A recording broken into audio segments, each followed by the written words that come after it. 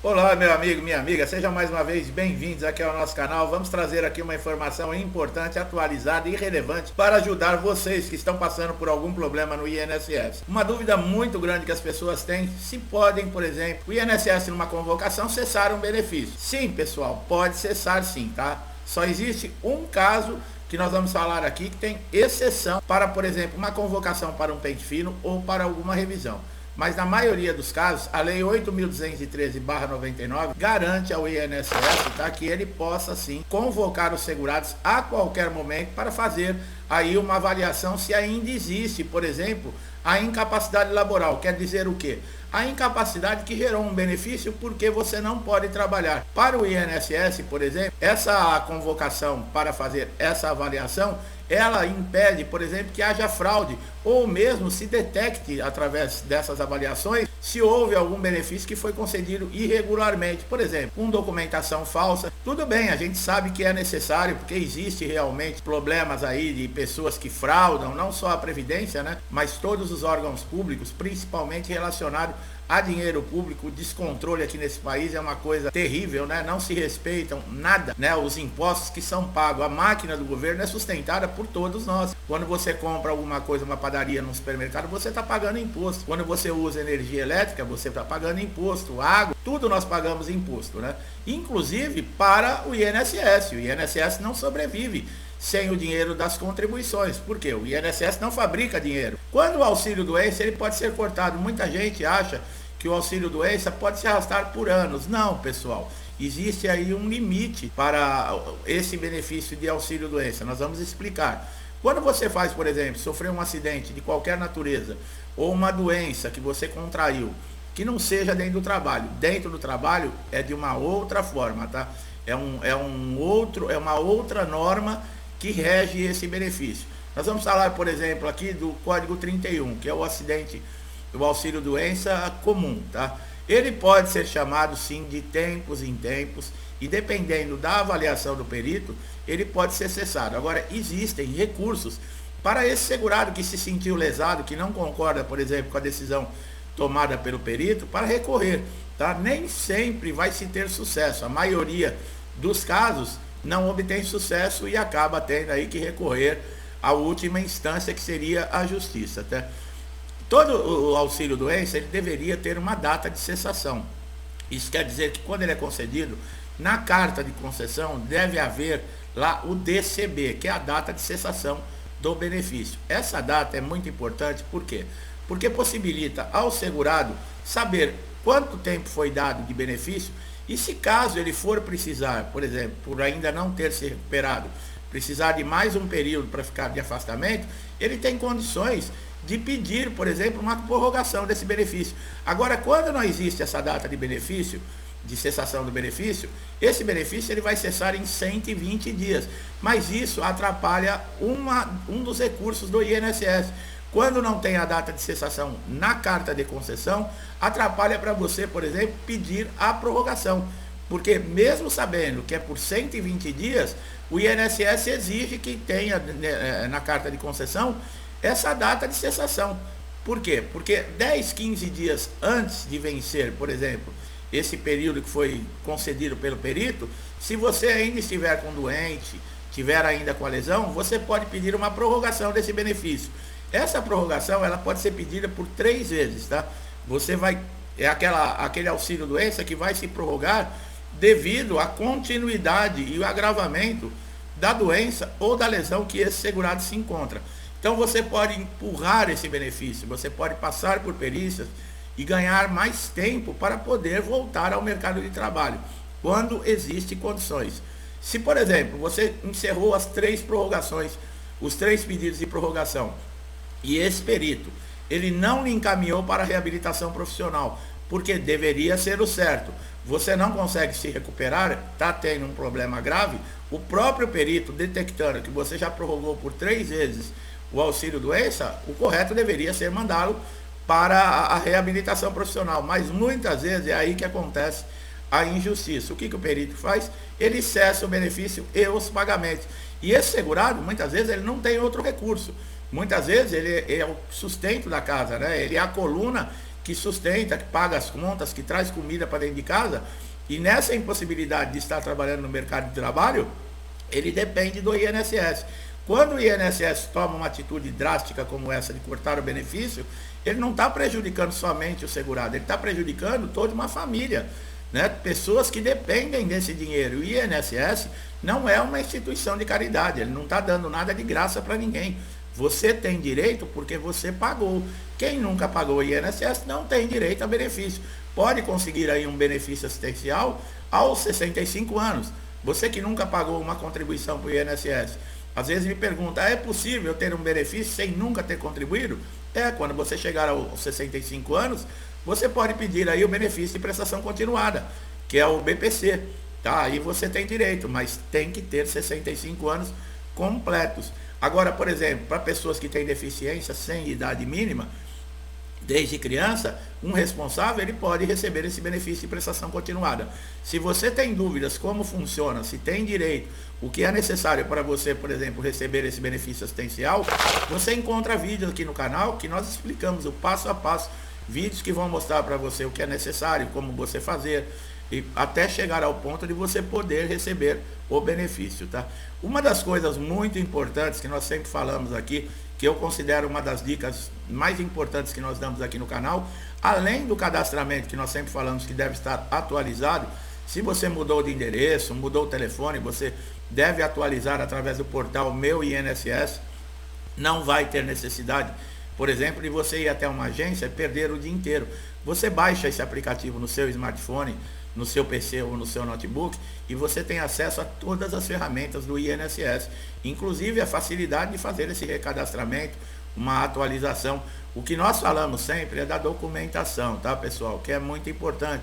Um laudo, ele deve ser o mais atualizado possível, 30 a 45 dias. Deve constar o nome do segurado, deve constar o nome do médico, o carimbo, CRM, a assinatura, o CID da doença, um histórico, né? Demonstrando ali a situação desse segurado atual, se ele vai precisar de um período maior, uma projeção mais ou menos para poder se recuperar, ou se ele não tem recuperação, ele deve ser aposentado por invalidez. Então conta tudo isso. Para você que fez o primeiro pedido, por exemplo, nunca utilizou o INSS, sempre pagou contribuições, mas nunca precisou, por exemplo, de um benefício de incapacidade. Você pediu o benefício, eles vão marcar uma perícia.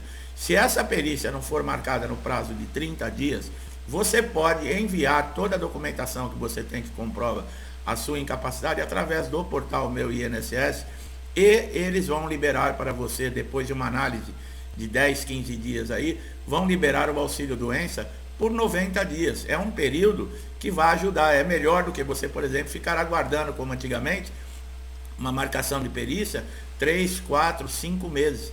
E você sem poder trabalhar, sem ter renda, aguardando a perícia do INSS.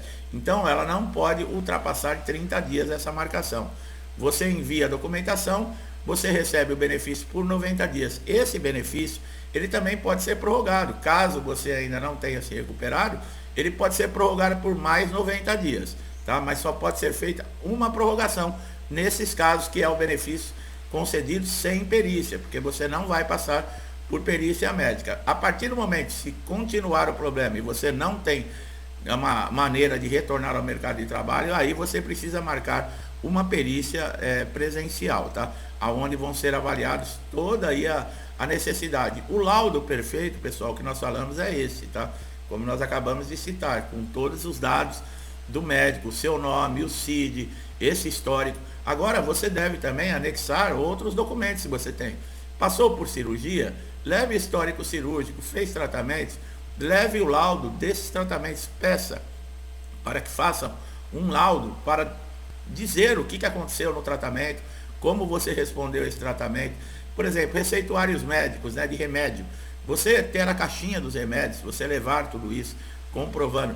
Nos casos, por exemplo, que nós falamos, que depois que você não conseguiu prorrogar o benefício, você fez o preenchimento no requerimento, o INSS tem 30 dias, tá, para responder a análise desse requerimento, tá? Se ele não responder, ele está indo contra a lei. Nós já avisamos que dentro do portal Meu INSS existe um ícone que chama-se cumprimento de exigência. Antes de você fazer uma reclamação, antes de você entrar na justiça, porque no caso o INSS não está cumprindo o prazo determinado de análise, olha nesse ícone cumprimento de exigência, porque ali pode estar o INSS pedindo uma informação ou algum documento faltante, tá? E você, enquanto não responder e não regularizar a situação, esse período de 30 dias ele não conta, porque o INSS pode dar essa justificativa que você ainda não sanou a informação ou o documento faltante, então esse prazo não é válido. Então vale a pena, se você não sabe como cadastrar o portal Meu INSS, nós temos um vídeo aqui no canal que eu explico de uma maneira muito simples. Eu não faço propaganda do portal INSS, tá? Ao contrário, eu trago a informação para vocês, porque ela é de extrema importância para todo segurado do INSS.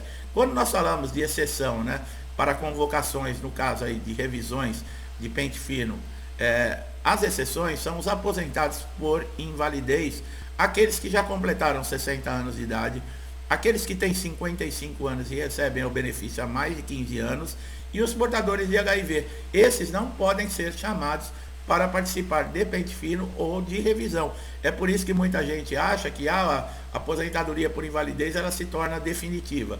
Não, não é que ela se torna definitiva. É que pessoas que estão nessa condição já não têm mais como retornar ao mercado de trabalho. Se levar em conta que não pode ser chamado para passar por revisões ou pente fino, vamos considerar que ela seja vitalícia. Mas não existe, tá? Dentro do INSS, legalmente, essa posição que quem está nessas condições está recebendo um benefício vitalício. Se você entrou com requerimento, nós falamos, e de repente esse requerimento foi aceito, e você tem direito à concessão do benefício reconhecido pelo INSS, ele tem 45 dias para reativar seu benefício e retornar a fazer o pagamento. Tá? Isso está no Decreto-Lei número 3.048 de 1999, tá? Que refere-se exatamente à estipulação de tempo para o INSS cumprir a lei. Caso o requerimento não funcione, você vai tentar a junta de recurso. A junta de recurso, geralmente ela não muda a posição aí, a determinação de um perito, tá? Mas você já pode, mesmo estando com um processo dentro da junta de recursos do INSS, procurar a justiça e entrar com uma ação. Não é necessário você contratar um advogado para entrar na Justiça Federal, tá, pessoal? Você mesmo pode ir até a Justiça Federal e abrir essa ação, né? Impetrar essa ação. Um advogado, ele vai te ajudar demais, porque ele conhece todas as leis, ele sabe os caminhos, né? Se você quiser arriscar sem advogado, eu estou dando a informação. Eu acho que você deve procurar um advogado. É claro que, por exemplo, você ganhar o processo nos atrasados, esse advogado vai ter direito aí a uma parcela, 30%, né, do que você receber de atrasados aí no INSS. Mas vale a pena.